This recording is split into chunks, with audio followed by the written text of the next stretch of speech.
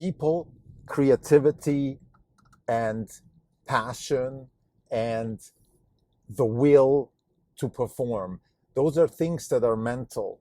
They require talent, but they're first and foremost mental. I came across a podcast today by A16Z with two researchers from USF.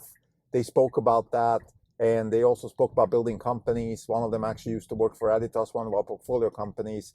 I want to tie this conversation to a situation that my son is in right now. He is part of a team that is going to play at the highest level of youth soccer, but their technical skills are not as good as maybe other teams. And I think it's a similar conversation here to be had, which is that maybe you don't have 100% technical skills, but you do have the potential and the mindset. And those are very, very important things, I think, to discuss. And I want to discuss those things. This is the Not Even Wrong podcast. It's August 18th, 2021. This is Krim Delco. For the day, the fund is up 4.5%. The market is down 45 basis points. For the year, we are up 6.7%. The market is up 18%. We are underperforming by 11.3%. The market's still open. These numbers could change. So I want to first talk about this podcast that was published by A16Z by their biotech effort, and they are. This is a shout out to them. They have very, very good material because they talk about technical situations, but also about the problem of building companies, building processes, introducing engineering into life sciences, digitizing life sciences, making life sciences more of a predictable industrial endeavor versus the sort of bespoke, old-fashioned type of doing life sciences. So we've been definitely influenced by them. We don't necessarily share ideas in terms of what they invest in and stuff like that, but I think the spirit and the mindset that Andreessen Horowitz portrays in their biotech investments resonates very well with ours. So the conversation was about sort of where does biology stand today and what are the advances, and are we in a boom phase, and is this just another of those over-promising, under-delivering type phases, or is this really something else? And both professors, researchers, again, I don't know exactly what they are. I will post their links in the post notes, but they talk about the necessity to do creative research, and then the necessity to bring processes to life, to bring businesses to life through processes and organizations and things like that. And those are two very different things. Now, I personally don't think they're two different things. And one of them actually said that he was in charge at Editas of developing human capital. And that really meant trying to foster creativity within the context of organized processes. And I think this is the fundamental problem that companies like Tesla and all of our CRISPR companies are facing, because they are dealing with fundamentally new concepts and engineering practices. That means they have to have creativity at work, but they also need to channel that creativity into certain amounts of processes that deliver products and services. Otherwise, we don't have a business. So this is the big, I think this is the big, how do I say, the big tight rope that we have to walk across, and it's the same for Tesla. Tesla has their AI day tomorrow. I think this is a perfect example of a company crossing the chasm, if you will, between between a situation where you have creative people at work, but you also have to deliver products that are actually under scrutiny by NHTSA and whatnot, and the competition is trying to put you down, and all these things. So you're not just operating under the constraint of having to be creative and come up with solutions to problems. You're also being bombarded by competition because they don't want you to succeed. So this is really what most companies are facing. And maybe it doesn't apply as much to CRISPR right now, because although they're disrupting pharmaceuticals, although the disruption of life sciences within the context of digitizing life sciences and bringing engineering practice to life sciences, that is definitely disrupting traditional pharma. I think the benefits are so large, and also pharma doesn't really have a say in let's say, blocking this research, particularly, let's say, in the context of COVID-19. They couldn't just say, oh, we need more time and all that stuff, which is what, let's say, the car industry now is doing with Tesla. We need more time. The autopilot is not safe enough. even electric cars are not safe enough, the range anxiety. They're trying to spread fear, so to gain time. We've spoken about this in one of our episodes this week, where we spoke about the real threat. In fact, the threat of government going after Tesla, because not because the government has an incentive.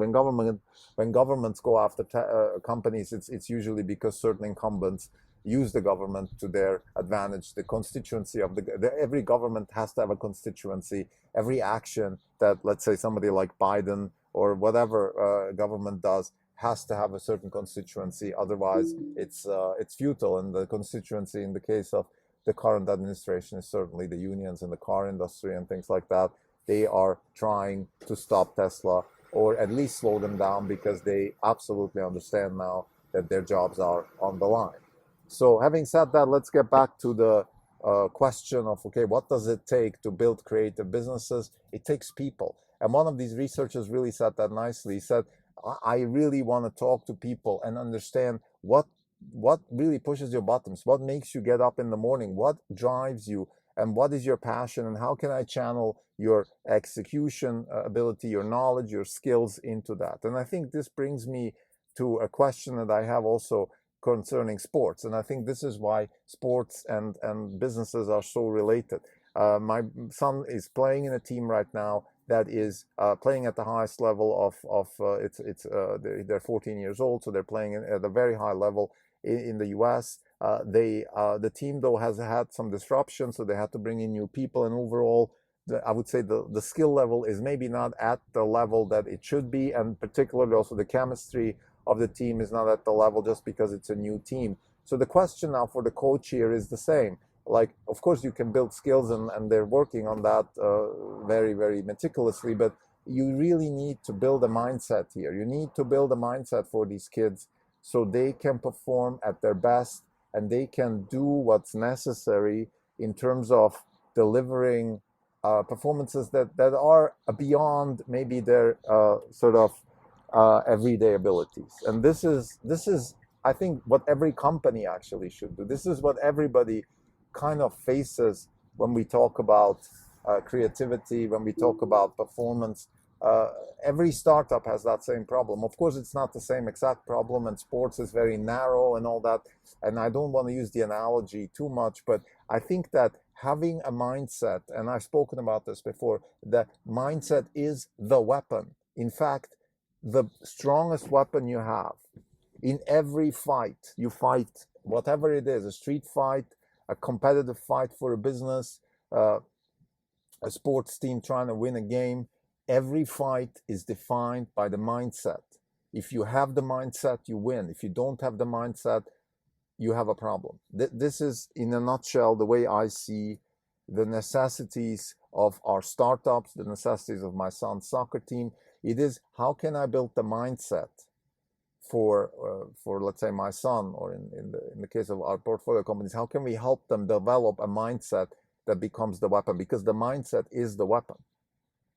And the mindset has to be about, I eat what I catch, I am only as good as my training, and I only go for what is beyond the current mainstream conventional wisdom.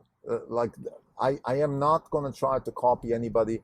I am not going to try to be like somebody else. I'm going to develop a unique style, a unique way of understanding, let's say, about a certain fundamental concept, engineering practice, or whatever it may be. I'm going for the uniqueness and the me in this whole context. Who am I? What am I bringing to the table? And I think this is what this researcher is trying to say when he said, I talk to people, I speak to people. It is really the people in this case, a particular, let's say, company. You can hire researchers. You can hire as many researchers as you want. You can hire PhDs, but to put them together in a context that they can deliver creative solutions, that is unbelievably difficult. And it takes mindset. The same applies to players in a team, football, soccer, basketball. It's the mindset. That's why coaches are so important. Now, what does it mean, mindset? Dave Camarillo in his podcast about mindset is a weapon or as a weapon. He says mindset as a weapon, and I rephrase it to mindset is a weapon. But in his podcast, he talks about the tools. You see, like you want to go from A to B, and you need tools. There's skills, there's genetics, there's luck. There are tools that are at your disposal to get to go on your journey, and that is what, let's say, everybody's doing. A company, a sports team, a soccer team, they have tools. My son's soccer team has tools. My son is the goalkeeper of the team. His tools are his height. His tools are his ability to catch high balls. His feet are very skilled. He's relatively fast, and he makes good saves, decent saves. His ability to jump and make a save is relatively good. He's also extremely good. He has long legs, so he can sort of steal the ball from a striker in what's called a one-on-one situation. So those are his tools. And now, how does he get further? How does he go to the beyond the average? For example, one of the tools he's trying to develop is to have a more fluid body in terms of moving and making moves, let's say kneeling down and up and catching the ball, and while catching the ball, maybe making a move right to do something else. Like that fluidity is something that he's trying to develop. That's another tool that maybe he doesn't have yet that could help him propel him to even more success. Another tool is conditioning, strength. So he has more strength in terms of fighting guys, particularly when it comes to the box in soccer, the place right in front of the goal when the ball's there and the strikers bully themselves into the box, and those are tools. So what are the tools that are at your disposal?